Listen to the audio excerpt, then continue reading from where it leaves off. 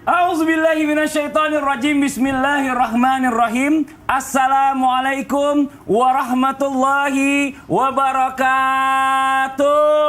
Waalaikumsalam warahmatullahi wabarakatuh. Jamaah, oh jamaah, Alhamdulillah. Alhamdulillahirabbil alamin. Allahumma sholli ala sayyidina Muhammad wa ala ali sayyidina Muhammad. Jamaah Islami Tinda yang dirahmati Allah, masyaallah, alhamdulillah.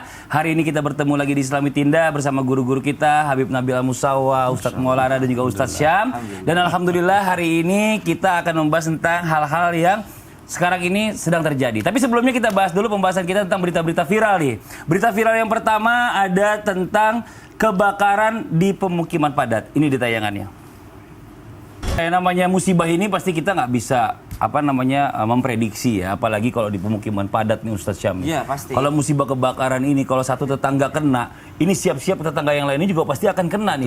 Bagaimana Ustadz Syam nih mengomentari tentang berita viral tadi nih? Maka yang jelas kita minta sama Allah Subhanahu wa taala perlindungan. Itu yang paling utama dan pertama. Kenapa? Karena Allah Subhanahu wa taala yang mengendalikan semuanya, yang mengendalikan air, yang mengendalikan air yang turun, butiran air yang turun, api yang melahap, itu semua dikendalikan oleh Allah Subhanahu wa taala. Yang kedua, bagaimana ikhtiar kita untuk menjaga itu semua. Sebelum keluar rumah, jangan lupa untuk ngecek dulu apakah kompornya sudah dimatikan gitu ya. Yang sedang masak ibu-ibu, apakah tidak ada listrik yang sedang aktif agar tidak berbahaya kalau saat koslet tadi. Maka subhanallah, usaha manusia dan juga perlindungan dari Allah Subhanahu wa taala minta dengan cara berdoa. Bismillahilladzi la yadurru ma'asmihi syai'un fil ardi wala fis sama'i wa huwas samiul alim.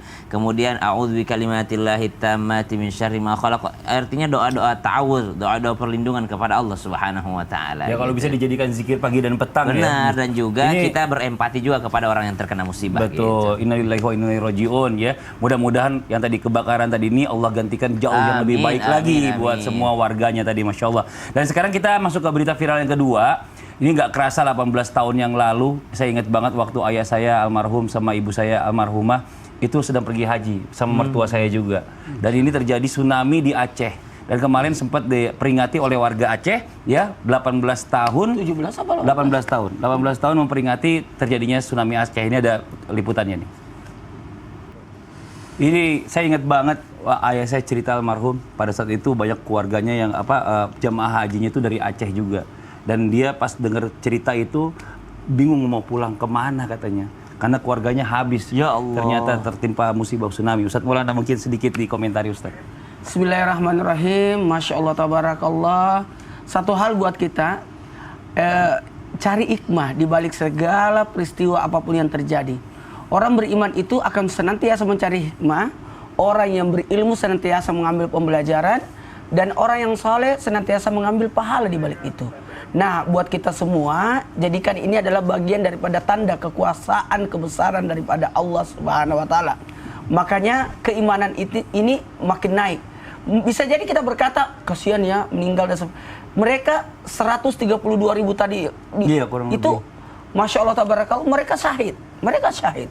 Mereka tergolong orang yang dimuliakan oleh Allah dengan kematian yang husnul khatimah. Masya Allah. Terima kasih banyak Ustadz Maulana atas komentarnya.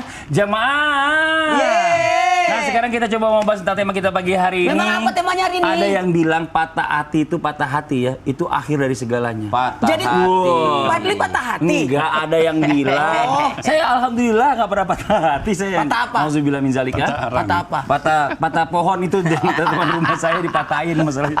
Nah, namun banyak juga orang yang sadar kalau misalnya bicara masalah patah hati itu ternyata banyak hikmah di balik hal tersebut. Oh, iya. Nah, hari ini kita akan bahas ya tentang tema yang luar biasa. Temanya adalah ada keberkahan dari patah hati. Wah, jadi apa sih keberkahan dari patah hati? Yuk kita bahas bersama guru-guru kita. Sebelumnya kita lihat dulu nih, ada sebuah video tayangan tentang orang yang batal nikah nih. Karena kurang 600.000. Saya nggak ngerti nih kurang 600.000 apanya. Mungkin kalau minta sama Ustadz Maulana jadi nikah kemarin. Kita lihat tayangannya dulu aja ya. Ini Saya tayangannya. tahu ceritanya. kalau saya lihat patah hati yang bahaya paling sakit itu patah hati ketika gagal nikah. Betul, karena kebanyakan orang itu mencintai hambanya daripada mencintai Allahnya ya. Nah sekarang kita juga pengen tahu nih, mungkin apa sih atau bagaimana sih caranya kita bisa mencintai seseorang tapi nggak merasa sedih pada saat ditinggalkan gitu loh. Dan kita coba tanya sama guru kita Ustaz Syam nih. Bismillahirrahmanirrahim. Tabi guruku Habib Nabil, Ustaz Maulana, Mas Andi serta guru-guru kami yang dimuliakan Allah Subhanahu wa taala.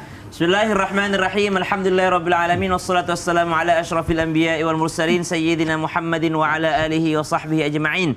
Asbahna wa asbahal mulku lillahi rabbil alamin. Subhanak la ilma lana illa ma 'allamtana innaka antal alimul hakim. Rabbi shrah li sadri wa yassir li amri wa hlul 'uqdatam min lisani yafqahu qawli waj'al li waziran min ahli. Amin amin amin ya rabbal alamin. Jamaah Islam itu indah yang dimuliakan Allah Subhanahu wa taala. Ba'da naqul a'udzu billahi minasyaitonir rajim. Kullu nafsin dha'iqatul maut wa nabluukum bisyarri wal khairi fitnah. Allah Subhanahu wa taala berfirman dalam Al-Qur'an, setiap yang bernyawa pasti akan merasakan kematian dan pasti akan diuji dengan sesuatu yang mereka tidak sukai ataupun mereka sukai, dengan sesuatu yang tidak baik ataupun sesuatu yang baik. Jadi ternyata dunia ini memang tempatnya ujian, termasuk salah satu di antara ujian tersebut adanya patah hati. Subhanallah. Dan salah satu yang menyebabkan patah hati adalah gagalnya sebuah pernikahan karena alasan-alasan tertentu. Maka gagalnya laki-laki tadi dalam pernikahannya adalah sesuatu yang memang ada di dunia ini karena dunia ini tempatnya ujian. Lalu bagaimana cara mengatasinya? Tentu saja yang pertama adalah berbaik sangka kepada Allah Subhanahu wa taala. Apapun yang Allah rencanakan, apapun yang Allah tetapkan, itulah yang terbaik untuk kita. Wa asa an takrahu syai'an wa huwa khairul lakum. Boleh jadi yang kau tidak sukai itulah yang terbaik bagimu. Maka yang pertama baik sangka kepada Allah. Wa asa an tuhibbu syai'an wa huwa syarrul lakum. Selain itu jangan sok tahu dengan pilihan kita, karena wa asa an tuhibbu syai'an wa huwa syarrul lakum. Boleh jadi yang kau sangat inginkan, yang sangat kau sukai, itu ternyata tidak baik bagimu. Ayat ini sering kita dengarkan, namun tidak mengapa jikalau kita sering mengulang-ulangi untuk semakin membuat kita berbaik sangka akan takdirnya Allah Subhanahu wa taala. Yang ketiga, ketika kita menjadi seorang manusia yang berpasrah kepada Allah Subhanahu wa taala, bukan berarti kita tidak ada usahanya. Subhanallah. Tadi kita lihat beritanya, dia telah berusaha, bukan berarti dia tidak memberikan sesuatu. Dia berusaha ingin melangsungkan pernikahan, dia berusaha untuk melancarkan daripada acaranya, namun ternyata takdir Allah berkata lain, akhirnya batal menikah. Maka subhanallah, pada saat itu juga kita yakni berusaha maksimal terlebih dahulu sebelum berpasrah bertawakal kepada Allah Subhanahu wa taala. La yukallifullahu nafsan illa wus'aha. Manusia tidak diuji kecuali sesuai kesanggupannya. Sebaliknya, manusia akan dimintai pertanggungjawabannya sejauh mana usahanya, sejauh semaksimal apa usahanya. Sudah dikasih kemampuan oleh Allah Subhanahu wa taala, apakah sudah dipakai 100% kemampuannya, kata Allah Subhanahu wa taala. Nanti dikatakan, ya Allah saya nyerah. Kenapa engkau menyerah sebelum engkau memaksimalkan seluruh apa yang aku kasih? Sedangkan orang lain ada yang kukasih ujian yang sama, mereka berhasil melewatinya. Kenapa engkau malah tidak berhasil melewatinya? Maka la yukallifullahu nafsan illa usaha bukan hanya berarti manusia diuji sesuai dengan kesanggupannya, tapi mereka semua manusia akan dimintai pertanggungjawaban atas kesanggupan yang Allah telah berikan kepadanya. Betul. Maka maksimalkan usaha kita. Seperti tadi misalnya ada orang yang patah hati karena gagal menikah, maksimalkan dulu sembuhnya gimana? Oh, cari dulu yang lain. Subhanallah. Maka setelah itu berusaha untuk move on, maksimalkan diri untuk move on. Insya Allah dengan cara ini Allah Subhanahu wa taala berikan keberkahan dari patah hatinya. Allah taala alam. Itu 600.000-nya setan itu isinya tuh. Aduh, gara-gara 600.000 kan menggagalkan pernikahan. Bukan. Setan paling bahagia itu. Itu sebenarnya uang tendanya itu sekitar 7.600.000 ya. Kan dia udah kasih 35 juta. Itu mahal. Udah selesai. Udah selesai, tinggal tenda. Cuman kata-katanya kenapa kurang? Begitu. Orang tuanya dibentak. Dia tidak terima orang tuanya dibentak. Oh gitu. Kita nggak tahu ya masalahnya permasalahan seperti apa. Tapi yang jelas ya bicara masalah tentang orang yang biasanya patah hati ini, kalau lagi patah hati nih jamaah biasanya langsung giat nih ibadahnya. Ya, terus ibadahnya juga jadi lebih khusyuk. Nah, percayaannya ketika patah hati. Patah hati. Wah, hebat Nah, juga itu. kita mau nanya sama Habib Nabil, ini hukumnya bagaimana nih? Kalau cuma patah hati doang dia khusyuk ibadahnya. Kalau nggak patah hati ibadahnya nggak khusyuk, Bib. Mohon izin apa tuh penjelasannya? Baik. Izin Ustaz Maulana, Ustaz Syam. Bismillahirrahmanirrahim. Assalamualaikum warahmatullahi wabarakatuh. Waalaikumsalam warahmatullahi wabarakatuh. Alhamdulillah wassalatu wassalam ala sayyidina Rasulillah wa ala alihi wa sahbihi wa mawalah. Amma ba'd. Para pemirsa Islam itu indah, dimanapun berada, anak-anakku sekalian yang saya cintai karena Allah. Jadi tadi ya kita sudah lihat ada kondisi orang yang diberikan cobaan seperti itu. Ya tadi Mas Fadli, Ustaz Maulana, Ustaz Syam menyampaikan ada dua kesalahan dari dua pihak. Tapi saya ingin menggarisbawahi ketika orang sedang kepepet lalu kemudian atau patah hati dan sebagainya lalu dia berdoa khusyuk kepada Allah Subhanahu wa taala. Saya ingin sampaikan bahwa semua orang ya dalam keadaan kepepet itu ketika dia berdoa kepada Allah maka akan dikabulkan sama Allah. Jadi saya ingin menyampaikan ini penting kenapa? Karena banyak orang yang ketika kepepet terus dia minta-minta ke sana kemari, ya, dia DM minta bantuan segala. Padahal justru anak-anakku sekalian, kalau lagi kepepet itu doa dikabul sama Allah. Di dalam Quran dikatakan ya bahwa ketika orang ini bukan orang muslim loh, ya orang kafir ketika dalam keadaan dia kepepet di tengah lautan, lalu kemudian datang badai yang dahsyat. Pertama adalah rihun thayyibah, ya angin yang sepoi-sepoi, maka mereka dengan sangat senang lalu kemudian bergembira, tiba-tiba datang rihun asif, angin yang sangat kuat, lalu kemudian da'awullah mukhlishina lahuddin. Mereka berdoa kepada Allah dengan mukhlisin lahuddin, ya. Nah, ketika dia berdoa dengan itu Allah selamatkan, ya. Padahal setelah dia selamat, dia syirik lagi sama Allah. Nauzubillah min dzalik.